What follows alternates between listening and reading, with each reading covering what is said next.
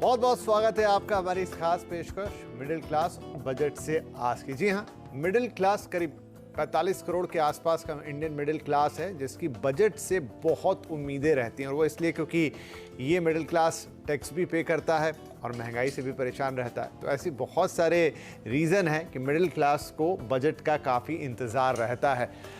और अब बहुत सारी बातें हैं जो बजट के बाद ही पता चलेगी, लेकिन उम्मीदें तो लगाई जा सकती हैं कि भाई बजट से 10 तरह की राहत हमें मिल सकती है। इन दिनों ट्रेडिंग को लेकर भी काफ़ी बातें हो रही हैं, खासतौर पे एफएनओ ट्रेडिंग को लेकर इकोनॉमिक सर्वे में भी काफ़ी कमेंट्स आए हैं।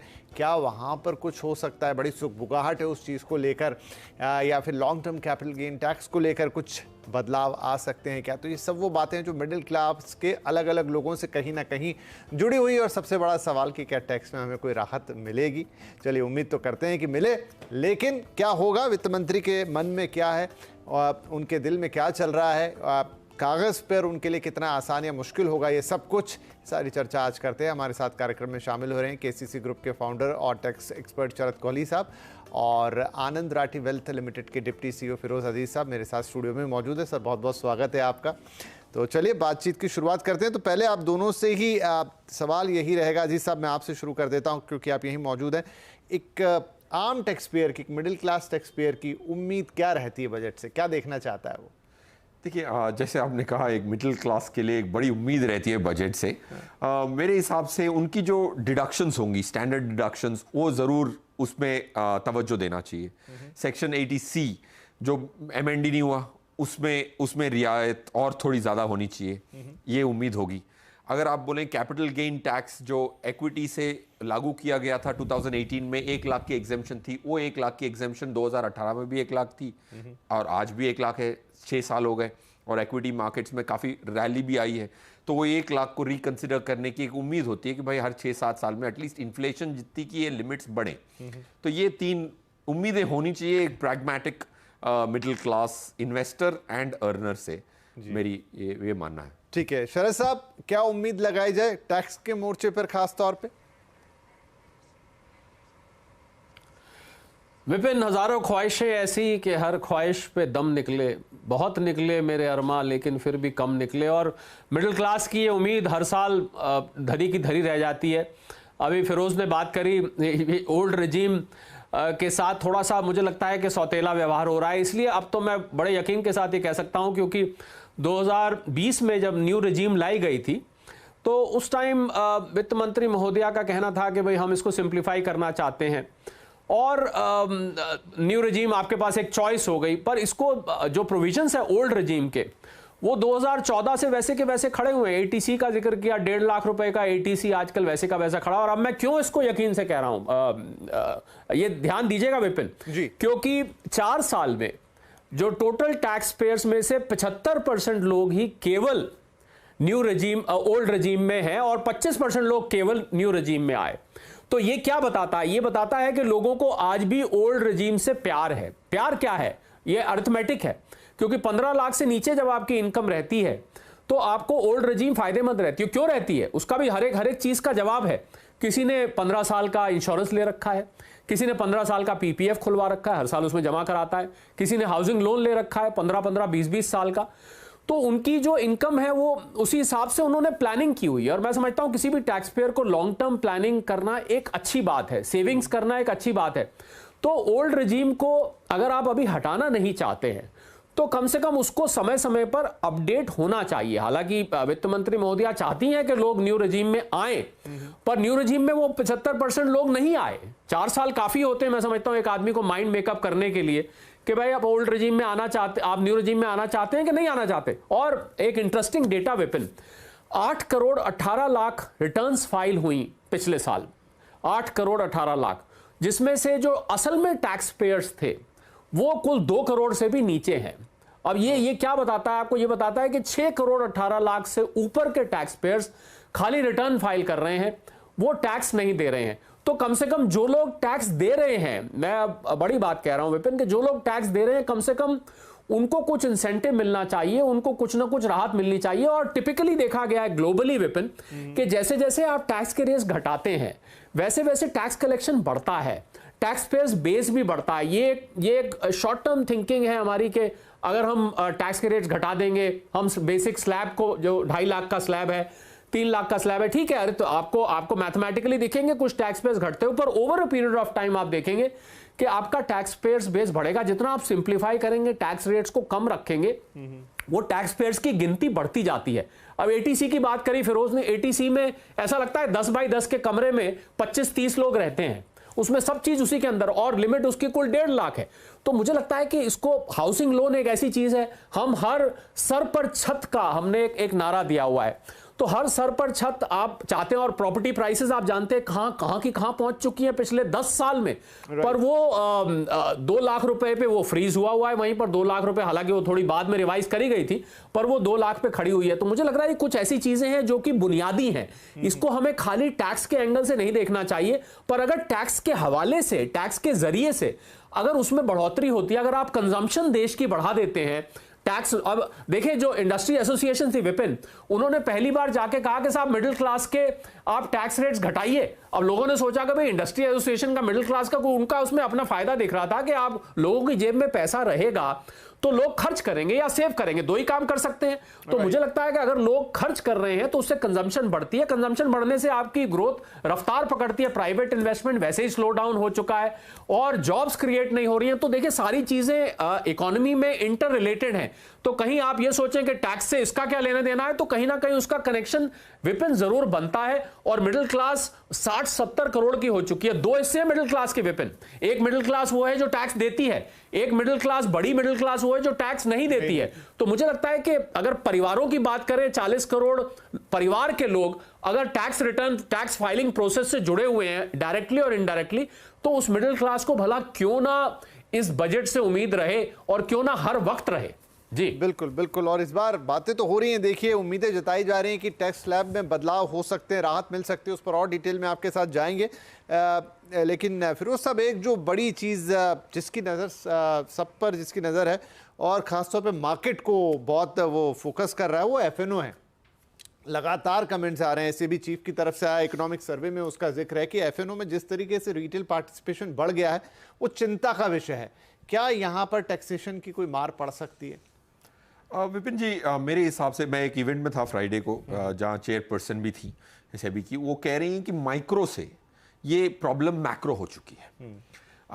मैक्रो इसीलिए हो चुकी है क्योंकि रिटेल जो पार्टिसिपेशन हो रहा है वो एफएनओ में काफ़ी बड़ा है और उसमें लॉसेस काफ़ी 90-95% हमने देखा ही होगा कि 90-95% लॉस करते हैं। वो लॉस करना जाहिर सी बात है, बट बहुत सारे और non approved PMS kind of providers काफ़ी सारे पैदा हो गए, जो लॉगिन आईडी ले लेते हैं और उस पर भी मैनेजमेंट काफ़ी चल रही है। ये चेयरपर्सन की कहना था कि इल्लीगल पीएमएस एक्टिविटी बहुत चल रही है। तो इसको अगर हमें एक फॉर्मेट में डालना है, इसीलिए उन्होंने एक नया प्लेटफॉर्म का भी इजाद करने की बात की है। तो मेरे हिसाब से टैक्स चेंज तो रेलेवेंट ही नहीं है, क्योंकि अगर पैसा बन ही नहीं रहा तो टैक्स से कैसा कोई डिमोटिवेट हो जाएगा। पैसा बन रहा हो और आप उसको रोकना चाहे तो टैक्स बढ़ाए, नुकसान ही कर रहा है तो टैक्स बढ़ा के तो कोई फर्क नहीं पड़ेगा, क्योंकि उसका तो टैक्स की लायबिलिटी नहीं होगी। तो आई थिंक अगर प्रॉब्लम सॉल्व करना है कि रिटेल अपने सटोरिया माइंडसेट में आ गया है, डेरिवेटिव रख के कसिनो माइंडसेट में आ गया है, उसको अगर आपको अवॉइड करना है तो tax is not the right rule. उसको अपनी जो चाह है उसको जाहिर करने के लिए एक प्रोफेशनल प्लेटफॉर्म देने की जरूरत है। उस पर भी सेबी ने डेफिनेटली बोला कि हम एक ऐसा प्लेटफॉर्म लाएंगे जो म्यूचुअल फंड और पीएमएस के बीच में हो और 10 लाख की इन्वेस्टमेंट्स हो, और उसमें हम बहुत लिबरल रेगुलेशन रखेंगे। जैसे म्यूचुअल फंड में डेरिवेटिव की जो यूसेज है वो काफी सीमित है, पीएमएस में भी सिर्फ हेजिंग और आर्बिट्राज के लिए ही यूज कर सकता है। तो ये जो नया प्लेटफॉर्म क्रिएट होगा, उसको लोग एसेट क्लास कह रहे हैं, मेरे हिसाब से वो एसेट क्लास नहीं है, प्लेटफॉर्म है। वो प्लेटफॉर्म एक इंसान को एक वेंट करने का जरिया मिलेगा। To answer your pointed question, I don't think tax will change. तो हेज फंड्स पे टैक्स लग सकता है एफएनओ में?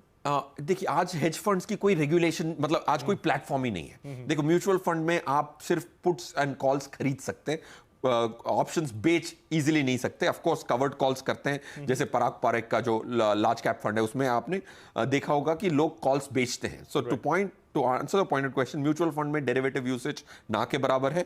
पीएमएस में भी हेजिंग और आर्बिट्राज के लिए ही परमिशन दी गई है, और AIF में भी 2 टाइम की लेवरेज की लिमिट है। तो ये जो नया प्लेटफॉर्म होगा वो हेज फंड के मुकाबले कंपैरेबल होगा ग्लोबल हेज फंड में, जिसमें लेवरेज लिमिट ज्यादा होंगी, पुट्स बेचने की, कॉल्स बेचने की क्षमता ज्यादा होगी।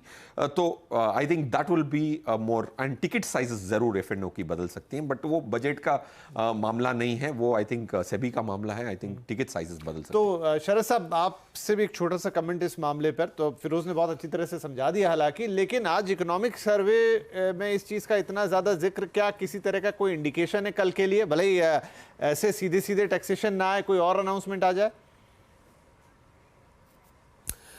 मुझे लगता है विपिन के पहले हम शिकायत करते थे कि हमारी, मुझे याद है कुछ साल पहले आप ही के चैनल पे मैं था, 120 करोड़ पॉपुलेशन है, कुल 2-3 करोड़ डीमैट अकाउंट है। आज हमारे डीमैट अकाउंट 15 करोड़ के आसपास पहुंच चुके हैं। अब हम ये शिकायत कर रहे हैं कि क्यों ज्यादा लोग जुड़ गए। अरे भाई, F&O के थ्रू आए तो मैं समझता हूं एक ह्यूमन माइंडसेट, अगर आपने मान लीजिए 10 में से 9 लोग लॉस कर भी रहे हैं, तो क्या वो लॉस करते ही जाएंगे? इसका जवाब है ना, क्योंकि जब वो लॉस करेंगे उनको समझ आ जाता है कि भाई स्टॉक मार्केट में घुसने का ये तरीका नहीं है। आप लॉन्ग टर्म इन्वेस्टर बनिए, वो एजुकेट हो जाता है, 4 लोगों से पूछता है। हम एक इन्वेस्टर को या एक F&O प्लेयर को इतना ज्यादा नाइव या इतना ज्यादा इमैच्योर ना समझे, वो आके चखना चाहता है, उसको कहीं से पता लगता है कि यहां बहुत जल्दी पैसा बनाया जाता है। तो इसीलिए टैक्स के ऊपर ये लोग सोच रहे हैं कि हम जब ये डिसइंसेंटिवाइज कर देंगे कि भाई F&O पे ज्यादा टैक्स लगेगा या उसको हम ऐसे नहीं वैसे मांगेंगे, तो लोग जब F&O में आएंगे तो सोचेंगे भैया तो इस पे तो टैक्स भी ज्यादा लगता है, तो एक और ऊपर से लॉस का भी खतरा है। ये इस माइंडसेट से वो आ रहे हैं। पर मुझे लगता है कि लोगों को इतनी प्रैग्मेटिक थिंकिंग अपनी है, उनके आसपास एडवाइजर्स होते हैं, इंटरनेट पे इंफॉर्मेशन अवेलेबल है, उनके यार दोस्त बताते हैं। हम ये मान के चल रहे हैं कि वो एक छोटा बच्चा है, वो बिना तैरना उसको आता नहीं है, वो स्विमिंग पूल में छलांग लगा देगा। मुझे लगता है ये ठीक नहीं है। ऐसे इस तरीके से हमें इमैच्योरिटी इन्वेस्टर्स की नहीं सोचनी चाहिए। F&O को आप जबरदस्ती रोकना चाहते हैं। F&O मुझे एक ऐसी चीज है कि अगर लॉस होता है तो उसको खुद ब खुद थोड़े टाइम में समझ आ जाएगा। ऐसा नहीं है कि आदमी, बहुत कम परसेंटेज लोग होते हैं विपिन जो कि उधार लेके F&O में लगा रहे हैं या वो सट्टेबाजी में लगा रहे हैं। इतना इसको बिल्कुल सट्टेबाजी की तरह नहीं समझना चाहिए और इसको डिस्करेज नहीं करना चाहिए। लोगों को खुद मैच्योर हो जाना चाहिए कि कब वहां पर उनको रोक लगानी है। तो टैक्स एक तरीका हो सकता है, पर मुझे लगता है इस पर छेड़ाखानी करने से मार्केट में एक बड़ा करेक्शन आ सकता है। हमारी मार्केट एक इकोनॉमी का इंडिकेटर है, उसको आर्टिफिशियली इस तरीके से लॉ बना के आप अगर चेक करेंगे तो मार्केट उस पर रिएक्ट कर सकता है। जरूरत क्या है? जरूरत है मार्केट में कैपिटल गेन्स पे क्लैरिफिकेशन देने की। आपके शेयर्स पे 1 साल में लॉन्ग टर्म होता है, प्रॉपर्टी में 2 साल में लॉन्ग टर्म होता है, डेट में और गोल्ड में 3 साल में लॉन्ग टर्म होता है। यहां लोग कंफ्यूज होते हैं। तो मुझे लगता है कि आप कैपिटल गेन को सिंप्लीफाई करें, ना कि एक टैक्स को टूल बनाया जाए मार्केट को करेक्ट करने का या मार्केट को नीचे जाने का, या कुछ डीमैट अकाउंट के लोग हट जाएं यहां से।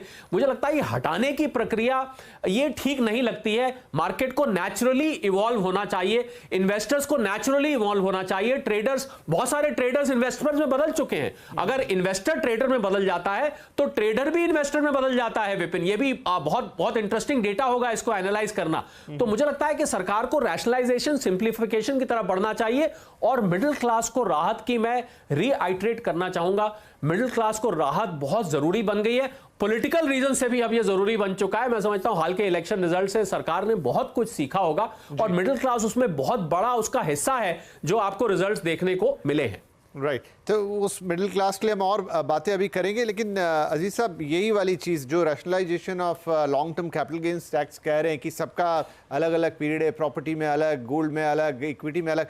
चर्चा ये है कि जो 3 साल वाला प्रॉपर्टी है, इक्विटी में भी वो उल्टा मतलब बढ़ा दिया जाएगा। अभी तो 1 साल के ऊपर वो लॉन्ग टर्म शॉर्ट टर्म होता है। तो अगर ऐसा होता, पहली बात तो आपको क्या लग रहा है, किस तरह से अगर इसको रैशनलाइज करेंगे तो किस दिशा में करेंगे? और अगर मान लीजिए इस दिशा में करते हैं कि इक्विटी को भी उठा के प्रॉपर्टी जैसा आगे ले जाते हैं, तो उसके इंपैक्ट्स क्या आएंगे? देखिए, मेरे हिसाब से पहले जो सर ने कहा, हाँ। ये इसकी सिंप्लीफिकेशन की जरूरत है, क्योंकि उसमें STT नॉन STT के टैक्स रेट्स अलग हैं। ओके, पीरियड तो अलग है, डिफरेंट एसेट्स के अलग हैं, STT के अलग हैं और नॉन STT के अलग हैं। और अब डेट में तो ऐसा भी हो गया कि कभी वो लॉन्ग टर्म नहीं होगा। सेक्शन 50A भी इंक्लूड हो गया, जिसमें अब पहले तो 3 साल में डेट भी लॉन्ग टर्म हो जाता था, बट अब डेट फंड्स तो 25 साल भी होल्ड कर लो, वो लॉन्ग टर्म होने से रहे, राइट, वो शॉर्ट टर्म ही रहेंगे सेक्शन 50A के तहत। ओके, जो लास्ट ईयर फरवरी में इंक्लूड हुआ था। तो इसमें सिंप्लीफिकेशन की गुंजाइश है। अगर इक्विटी को लॉन्ग टर्म की डेफिनेशन को 1 से 3 इयर्स किया जाए तो मेरे हिसाब से इस पे इसका कोई इंपैक्ट ज्यादा होगा नहीं। ओके, राइट, ये एक्चुअली एक राइट डायरेक्शन में होगा। राइट, एंड हमारी ये उम्मीद है कि ये सिंप्लीफाई होगा, क्योंकि सिंप्लीफिकेशन की थीम रखी गई है। देखिए, आप कॉर्पोरेट टैक्स सिंप्लीफाई हुआ, डायरेक्ट टैक्स कोड सिंप्लीफाई हुआ, नई मेथड के साथ आप कुछ भी डिडक्शन ना लें और सीधे आप टैक्स पे कर दें। तो कैपिटल गेन टैक्स हमारा सबसे कॉम्प्लेक्स है इन द टॉप 10 इकोनॉमीज। तो अगर सिंप्लीफिकेशन की थीम चली आई है सेम एनडीए गवर्नमेंट की, तो शायद ये बजट में ना हो, बट कैपिटल गेन टैक्स की simplification is definitely on the cards in the next couple of budgets for sure. And I think वो लॉन्ग टर्म को अगर बढ़ाएंगे तो उसमें मार्केट की स्टेबिलिटी आएगी। देखिए, अब म्यूचुअल फंड्स के पहले 1 साल के एग्जिट लोड होते थे इक्विटी म्यूचुअल फंड में जी। अब काफी सारे स्कीम्स हैं जिसमें 15 दिन की एग्जिट लोड है। तो म्यूचुअल फंड इंडस्ट्री भी किसी को बंदी बना नहीं रही है, और टैक्सेशन भी काफी अच्छा है कि अगर समझो कि 15% की शॉर्ट टर्म कैपिटल गेन हो, तो इंसान के अगर 15% बन गए हैं 3 महीने में, तो वो भी कह रहा है 15% की टैक्स दे दूंगा, 2.25% टैक्स दे दूंगा, एग्जिट लोड भी फ्री है, मैं निकाल लेता हूं। तो ये जो trading mindset on a mutual fund platform की अब रिस्क नहीं है, but I am saying it makes more sense कि वो लॉन्ग टर्म हो जाए तो इंपैक्ट नहीं होगा, इनफैक्ट ज्यादा स्टेबिलिटी आएगी म्यूचुअल फंड इंडस्ट्री को। And I think domestic institutional investors ने ही मार्केट को संभाला हुआ है। Right, foreign institutional investors net practically zero हैं इस फाइनेंशियल ईयर के लिए, बजट के बाद, मतलब इलेक्शन के बाद खरीदने के बावजूद। तो डोमेस्टिक इंस्टीट्यूशंस के पास आज 1.25 लाख करोड़ की लिक्विडिटी पड़ी हुई है। तो वो इंजन को और स्टेबल बनाना ताकि मार्केट्स एक आत्मनिर्भर हो जाए, I think will be a great thing. चलिए ठीक है, कल नजर रहेगी इस पे कि क्या करती है वित्त मंत्री। चलिए हम यहाँ पर लेते हैं एक छोटा सा ब्रेक, लेकिन ब्रेक के उस पार वो जो कॉमन मैन के लिए हम बात कर रहे थे, और शायद टैक्स स्लैब में कोई बदलाव होता हुआ नजर आए, क्या हो सकता है पॉसिबल बदलाव? क्या ओल्ड स्कीम में भी कुछ शानदार रिवॉर्ड्स मिल सकते हैं? क्या कुछ शरद जी से वो भी सब जानेंगे। छोटा सा ब्रेक लेते हैं यहाँ पर। Welcome back. हम बात कर रहे हैं मिडिल क्लास की क्या है बजट से आस, और काफ़ी सारी बातें हमने ब्रेक से पहले की, खास तौर पे थोड़ा मार्केट को लेकर, इक्विटी मार्केट को लेकर, और एफएनओ जिसकी चर्चा काफ़ी ज़्यादा है कि क्या उस पर किसी तरह का कोई टैक्सेशन आ सकता है। इंटरेस्टिंग है ये चर्चा, लेकिन अब थोड़ा सा और वृहद करते हैं इस बात को जो शुरू में भी उठाई। शरद जी और फिरोज जी दोनों हमारे साथ बने हुए। तो शरद जी, जो बात हो रही है कि एक टैक्स पेयर को थोड़ा तोहफा मिल सकता है, टैक्स स्लैब में बदलाव हो सकते हैं, तो क्या उम्मीद की जाए? किस तरह के बदलाव होंगे? थोड़ा लॉलीपॉप टाइप का होगा या वाकई कोई राहत आएगी? जो आपने कहा कि इंडस्ट्री के भी लोग गए मिले, कहा कि इनके हाथ में थोड़ा पैसा ज़्यादा दो, और पुरानी रिजीम को खास तौर पे क्या कोई तोहफा मिल सकता है? बिल्कुल विपिन, देखिए पुरानी रिजीम इतनी पुरानी भी नहीं है, और अगर वाकई पुरानी होती तो क्यों चल रही होती। पर अगर आप पुरानी रिजीम को चला रहे हैं तो मुझे लगता है कि उस रिजीम के साथ थोड़ा सौतेला व्यवहार नहीं होना चाहिए, क्योंकि 75% लोग आज भी, जैसा कि मैंने कहा, आज भी पुरानी रिजीम में बने हुए हैं जी। तो एक पहली बात तो यह है। दूसरी बात, जो मिडिल क्लास, हम जो डेफिनेशन होती है मिडिल क्लास की, आप definition by definition middle class, अब जितनी महंगाई बढ़ी है और जिस हिसाब से लोगों की इनकम बढ़ी है, जिसका सरकार क्लेम भी करती है, तो मुझे लगता है मिडिल क्लास अब वो 8-10 लाख रुपए वाली मिडिल क्लास नहीं है। मिडिल क्लास अब आप 15-20 लाख तक उसको थोड़ा शिफ्ट करने की जरूरत है। जहां ही आप शिफ्ट करते हैं तो उन लोगों को राहत की फिर उम्मीद बन जाती है कि हमें कुछ ना कुछ इसमें राहत मिलनी चाहिए। बेसिक स्लैब्स आप बेशक मत छेड़िए। अब आप अगर वित्त मंत्री महोदया से सवाल करेंगे तो वो ये कहती है कि साहब न्यू रेजिम में तो 7.25-7 लाख रुपए तक आपको कोई टैक्स नहीं आता है। पर प्रॉब्लम क्या है, क्योंकि मिडिल क्लास का जो इनकम ब्रैकेट है वो शिफ्ट हो चुका है, तो अब आप 7-7.25 लाख रुपए वाले के ऊपर टैक्स नहीं आता है, वो इतना फर्क नहीं पड़ता है। या ओल्ड रेजिम में 5 लाख रुपए तक पे टैक्स नहीं आता है, उससे इतना फर्क नहीं पड़ता है, क्योंकि वो लोग तो कुछ तो रिटर्न ही नहीं फाइल करते हैं। दिक्कत आती है जहां आपकी इनकम 15-20 लाख रुपए के बीच में आती है, वहां पर all of a sudden tax का इंसिडेंस बहुत बढ़ जाता है। कहां 7.25 लाख तक बिल्कुल टैक्स नहीं है, जैसे ही आप 7.25 क्रॉस करते हैं एकदम से बहुत सारा टैक्स आ जाता है। मुझे लग रहा है ये जो एनोमली है, इसकी राहत की सबसे ज्यादा इस समय जरूरत है, और वही मिडिल क्लास, जो टैक्स पेइंग मिडिल क्लास है, इस समय सबसे बड़ी वही मिडिल क्लास है। तो बेसिक स्लैब में चेंज किया जा सकता है। सेक्शन 87A, जिसके अंतर्गत आपको 3 लाख, मैं न्यू रेजिम की बात कर रहा हूं, 3 लाख और 7 लाख के बीच में रिलीफ मिलता है, उसको मुझे लग रहा है और ऊपर शिफ्ट करने की जरूरत है। और जो हाईएस्ट स्लैब है, यहां मैं मिडिल क्लास से थोड़ा हट के भी बात करूंगा विपिन, जो हाईएस्ट स्लैब है जहां पर 40% तक टैक्स लगता है। हालांकि ये फिर प्रश्न उठता है कि हम उन्हीं लोगों को बार बार मिल्क करते जाते हैं जिन लोगों के ऊपर पहले ही टैक्स ज्यादा लग रहा है, पर अब क्या करें क्योंकि बाकी टैक्स का दायरा इतना ही कम है, टैक्स पेइंग जो पॉपुलेशन है वही इतनी कम है, तो जिनसे बनता है उन्हीं से फिर बार बार मांगा जाता है। मुझे लग रहा है इसकी जगह बहुत अच्छी एक सलाह आई कि जो लोग टैक्स नहीं पे करते हैं, मतलब जो लोग ये 2 करोड़ लोग से कम लोग टैक्स पे करते हैं और 8 करोड़ 18 रिटर्न फाइल करते हैं, तो अगर इन लोगों से थोड़ा सा 500,000 रुपए अगर आप टैक्स ले लेते हैं, वो बहुत कम अमाउंट है, वो जमा कर देते हैं, तो उससे क्या होगा, आप टैक्स कलेक्शन आपकी बढ़ेगी और बाकी लोगों के ऊपर जो लोड पड़ता है वो लोड कम हो जाएगा। तो इसी वजह से मिडिल क्लास ये सोच रही है कि किसी तरह हमें कुछ ना कुछ राहत मिले। एटीसी की मैंने बात करी, 1.5 लाख पे ठहरा हुआ है।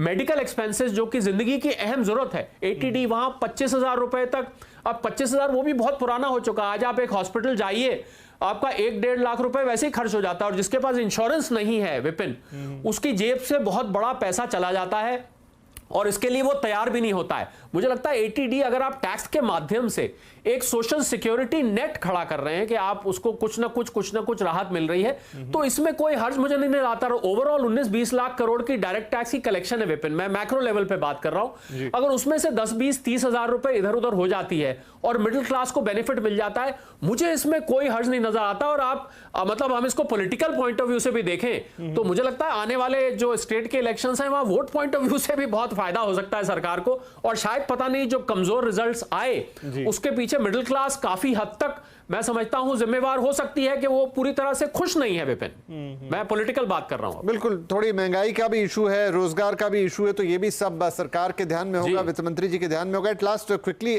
फिरोज, एक चीज है कि अभी आरबीआई गवर्नर ने ये भी चिंता जताई थी कि बैंक्स के डिपॉजिट काफी कम हो रहे हैं, तो अब बैंक्स के डिपॉजिट कैसे बढ़ें, तो क्या उसके लिए किसान विकास पत्र एनएससी, क्योंकि बैंक्स का सीधा कंपटीशन वहां आ जाता है, वहां पर वो कुछ अनाउंसमेंट हो सकती है क्या कि यहाँ पर थोड़ा आपको इंसेंटिव ज्यादा मिलेगा तो बैंक्स भी फिर अपना इंटरेस्ट रेट ऊपर बढ़ाएं ताकि लोग बैंक में पैसा रखें, ऐसी कोई चीज होती हुई आपको लगती है? देखिए, मेरे हिसाब से तो बैंक की ये उम्मीद ही नाजायज है क्योंकि क्या होता है, बैंक करती क्या है, बैंक के कासा पड़े होते हैं, वो इंश्योरेंस बेच देते हैं 40-50% की इनकम के चक्कर में।